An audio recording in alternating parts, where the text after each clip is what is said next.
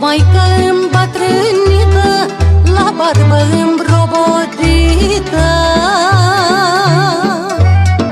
singurică e an de an, doar cu-n câine și un motan, anii stau în spinare, dar de toate grijă are. O încearcă gânduri mii și dorul de să-i copii, iată măicuță bătrână, obosită-i de ani mulți, că-i putere o fărâmă, Doamne, dacă mă ascult.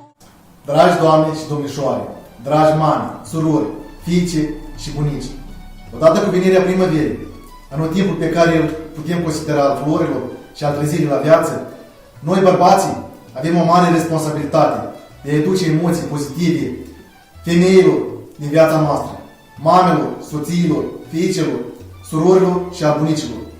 Ziua de 8 martie este una dintre zilele cele mai pline de feminitate și căldură sufletească.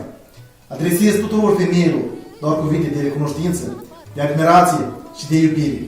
Suntem conștienți că un simplu mesaj poate aduce bucurie în suflet și că voi, femeile, meritați cu mult mai mult decât reușim noi, bărbații, să realizăm pentru voi.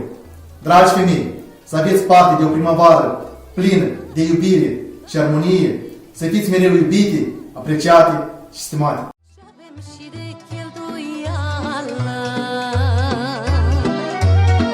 Dar nu mă plâng nici de cum, Gheorghiță de peste drum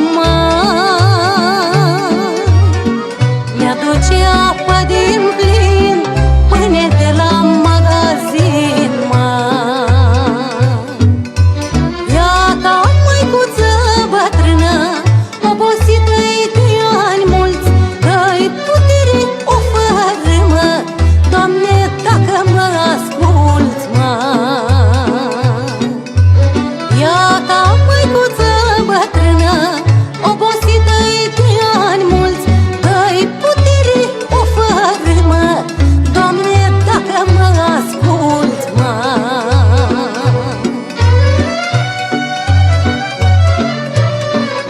Dând cu sapa pre grădină, zice maica către noi: sunteți tineri, eu bătrână, nu vin maică peste voi.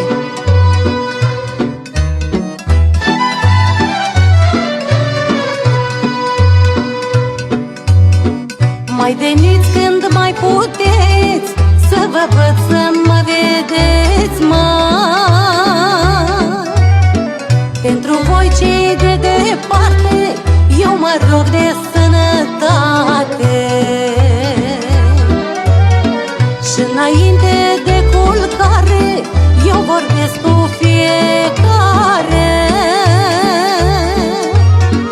mereu cu gândul la voi, până în ceasul de apoi,